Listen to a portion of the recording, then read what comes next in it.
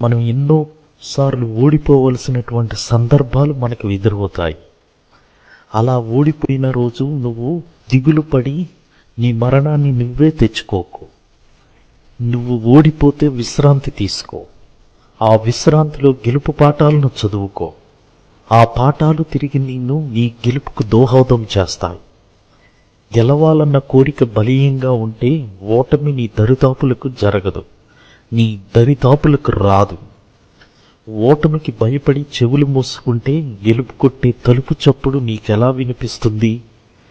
ఓటమి నీ రాత కాదు, గెలుపు ఇంకొకడి సొత్తు కాదు. గెలుపు భారమైనా భరించు, ఓటమిని అంత తేలిగ్గా అంగీకరించకు.